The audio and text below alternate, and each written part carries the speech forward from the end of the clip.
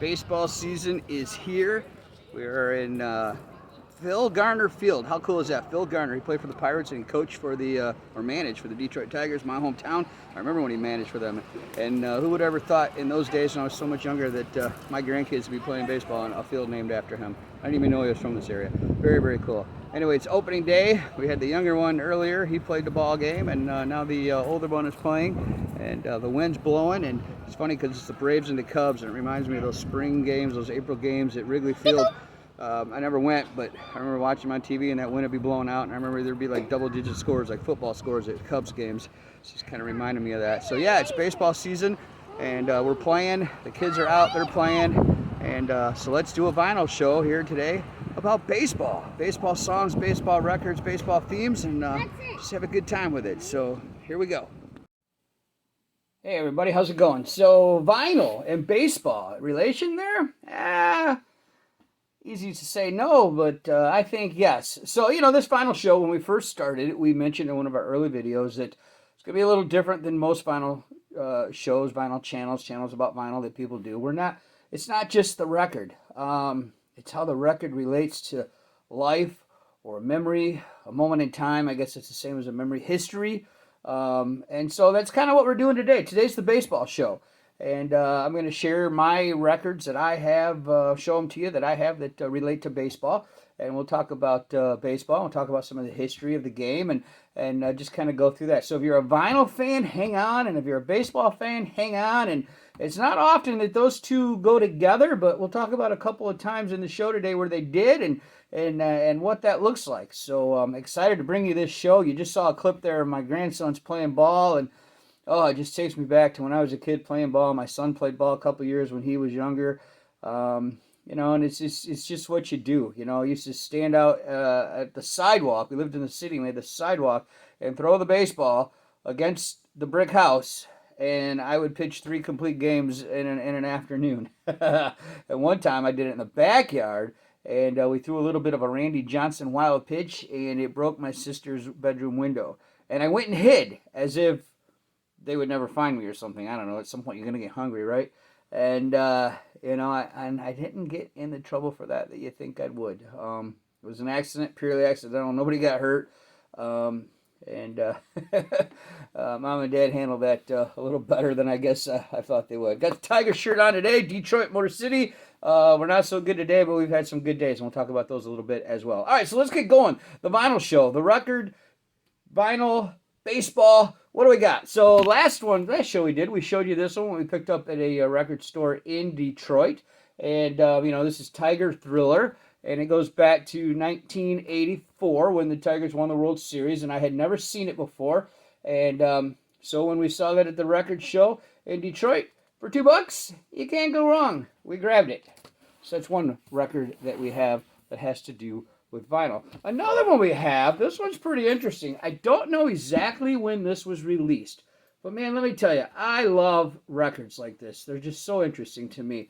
So we're going to say it was released 1960, maybe 1961, early in the year, because it goes into a lot of detail about the Pittsburgh Pirates beating the New York Yankees in the most unlikely way in the World Series in 1960.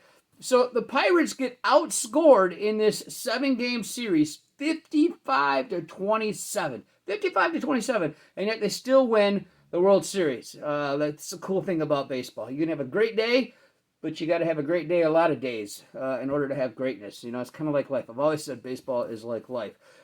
Some things about this World Series. So you got Bill Mazeroski. He hits the game-winning and series-winning home run in the bottom of the 9th inning in the 7th game. It's a walk-off home run. It's the only time in history, World Series history, that has happened, that a walk-off home run has won the World Series in the bottom of the 9th inning. Bill Mazeroski. Bobby Richardson is the MVP of the series, and this series features Roberto Clemente. Pretty cool. On the Yankees side, no slouch there either. They're rolling up to the games here with Mickey Mantle, Yogi Berra, and Whitey Ford.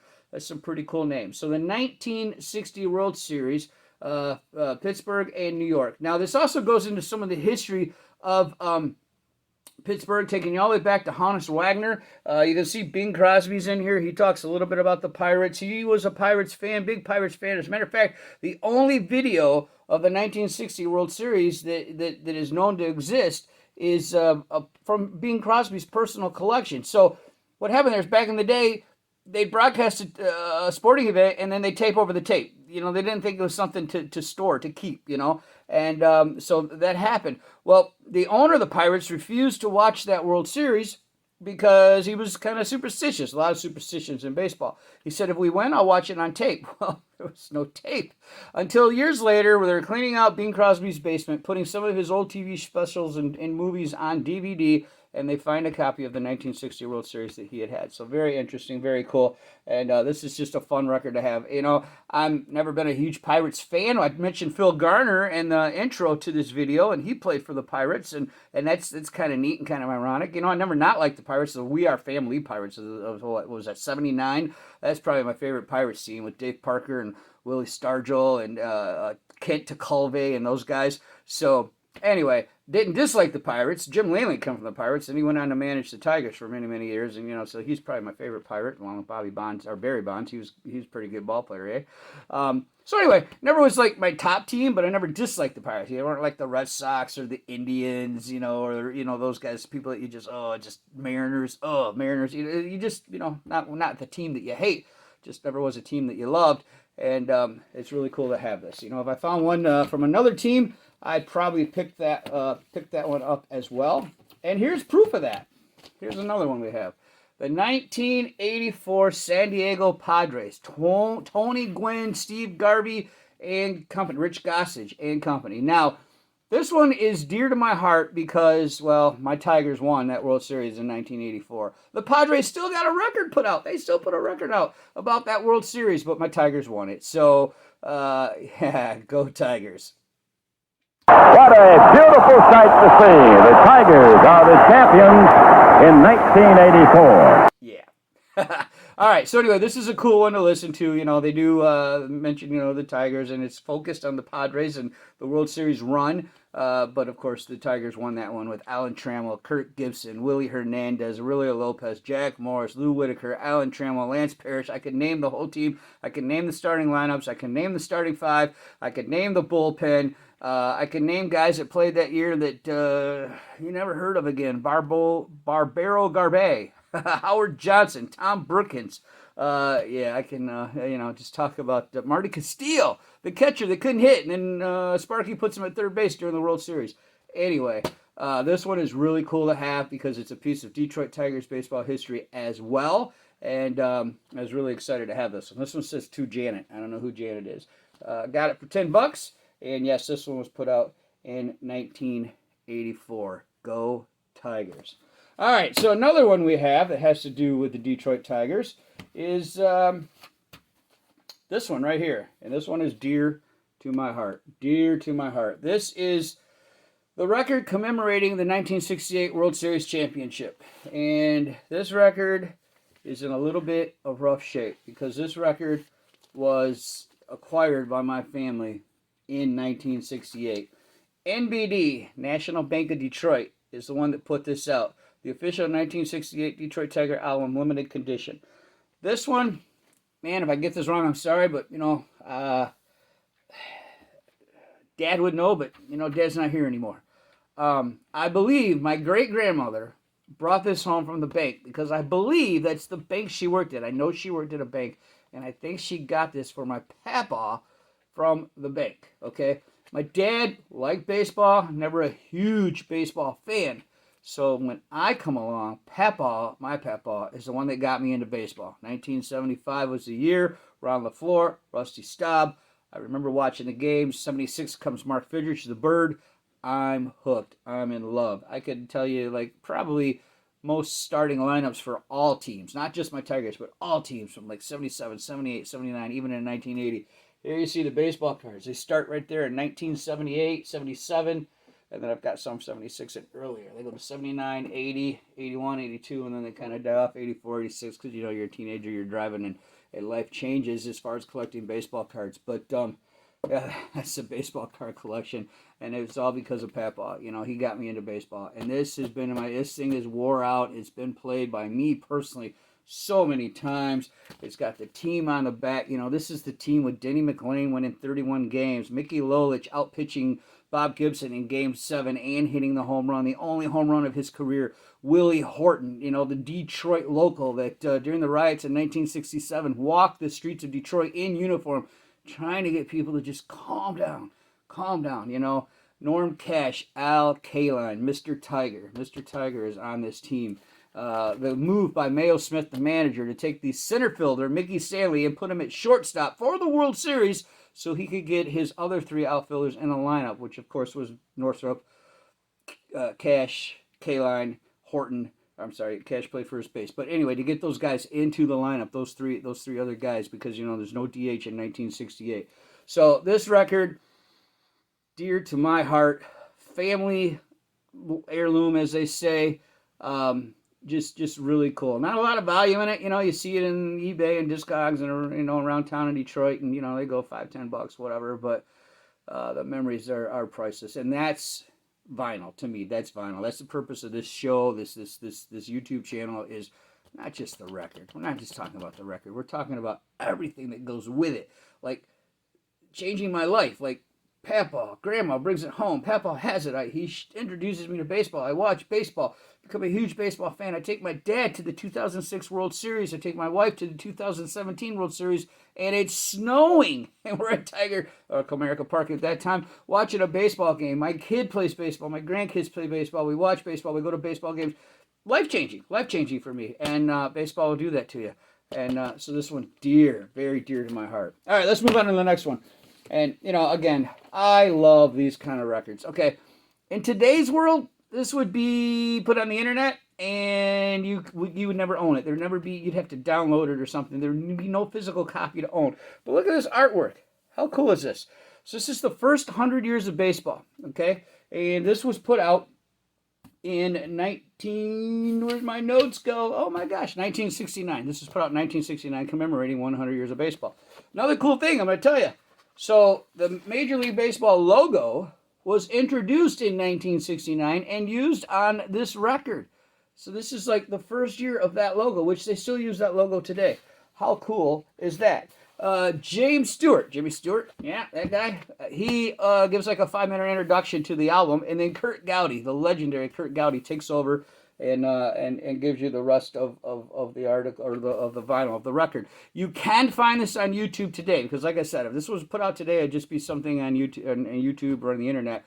You never actually own this, so maybe I'll post the video, or not the video, the link to the video of this album on YouTube, and if you'd like to hear it, you can listen to it. This is just a cool record, and it's just a piece of baseball history. I love the cartoon characters down here, the baseball players, and then all the autographs. I mean, it's not autographed, but, you know, that's the stamping of the autographs for those guys. See if I can get this over to you. You can see that. Yeah, the one that sticks out the most there is Mel Ott. Okay, so baseball. All right, so moving on. Got just a couple more to show you. Rock and Roll Girls, released in 1985, went to number 20 on the charts. And what's that got to do with baseball? Well, the flip side is center field. That's the flip side.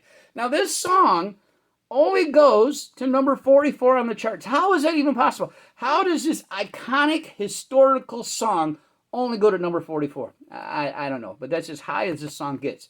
This 45, this actual 45, was bought by me in 1985. There you can see I wrote my name on it. Yep, I sure did. There you can see the Kmart price that I paid for it. Looks like $1.88. Yep, $1.88 at Kmart. And so this has been in my possession in my life since 1985. And it's center field. My grandson loved that song. Like, he started playing baseball, I think it was 3 years ago now. The one that was talking about at the beginning of the video. And he heard this song, and he would go around singing that whole summer. Put me in, coach. Put me in, coach. Put me in, coach. And beyond baseball, listen to the story. Put me in, coach. I'm ready to play. That was the attitude of my generation. You know, I'm not trying to get all political, But nowadays, sometimes it's, yeah, let somebody else do it. Somebody else's fault. Someone else to take care of that. Don't put me in, coach. It doesn't matter if I'm ready, or I'll get ready, or give me more time to get ready. Whatever. Put me in, coach. I'm ready to play. That's how you live life. That's just, you go grab life every day by the horns and you live life. So here we go. Center field, John Fogerty goes to number 44. And in 2010, it becomes the only rock and roll song inducted into the Baseball Hall of Fame. So John Fogerty is in the Rock and Roll Hall of Fame, and John Fogerty is in the Baseball Hall of Fame. What does that make John Fogerty? The coolest ever. All right, one more before we go. There we go. This is from Record Store a few years ago. What was it, 2017 maybe? I don't know. I'll tell you a secret. Shh, don't tell nobody. I've never been to Record Store Day. No, I don't shop on Christmas Eve either. Or Black Friday, for that matter. But we'll go a few days after and see what's hanging around still and get the cool stuff. So I've never actually played this. It's still in its original packaging. But this is the picture disc of Center Field. And it's interesting because you saw the 45, it's Rock and Roll Girls, flip side, Center Field. Here it says John Fogerty's classic Center Field. B-side features top 20 hit, Rock and Roll Girls. So they flipped it for the picture disc. Because honestly, I think Center Field probably gets more play today and is more popular today than Rock and Roll Girls is. Maybe. Don't know about that. So that's Center Field by John Fogerty. All right, we showed you the Denny McLain Oregon album the last video, so we'll save that one. But that's my baseball records. That's the ones that I owe. You see here in the back, I got my 2017 World Series ticket. That's where my wife and I were sitting in the snow under a blanket. She's like the perfect woman because she didn't ask to leave. She's like, no, we'll stay. Tigers are getting whooped. She's like, no, Dave, we can stay. It's a World Series. So she sat there freezing cold with me and the bleachers, and we watched a World Series game. And then here's some of my baseball cards. This used to hang on my wall. It's been hanging on my wall for years. That's just some of the ones that are dear to my heart, mostly because there's a lot of autographs in there, and some that Dad gave me through the years, like Pee Wee Reese, Ernie Banks, Nellie Fox. Dad gave me those from his youth. Alan Trammell's rookie card, which also is Paul Molitor's rookie card, Lou Whitaker's rookie card, Ozzie Smith's rookie card, and then we got Mark the Bird Fidrich down there. It doesn't mean that they're worth the most money. It's just the ones that, well, when I put that together in the early 90s, probably, those are just the cards that were nearest and dearest to my heart at that time. All right, cool. We haven't done a show in a minute. I want to say thanks to everybody that gave me the suggestions on the 78s. I've reached out to some people. We're trying to find a good home for them. We have not tossed them in the trash. So thank you for your comments and your suggestions. Thank you for watching. We hope that you tell friends. We hope that you tell people because, like we said, it is all about the vinyl, but it's all about the vinyl and how it relates and becomes a part of the fabric of our life, my life, history sometimes, pop culture. Sometimes it's more than just a record because that was the medium that they used to get to the masses. Art, information, historical stuff like the baseball history stuff. That was the medium that was used. And you could own it, you could have it, you could look at it. And it's just fun to collect those kind of things. I look for those kind of things. That's kind of more what I look for when I'm out these days. Instead of the big name stuff, the Holy Grail stuff, I look for the off-the-wall stuff that, the baseball stuff and the history stuff, stuff that, most people might not really think two thoughts about, but it's just, I love the history part of it. I love the collectability of the collectible items. That's a lot to say. I was just trying to be way cool there. Thanks for watching. YouTube, Shock Jock Channel, Final. See you next time. Go get 'em, Tiger. Row.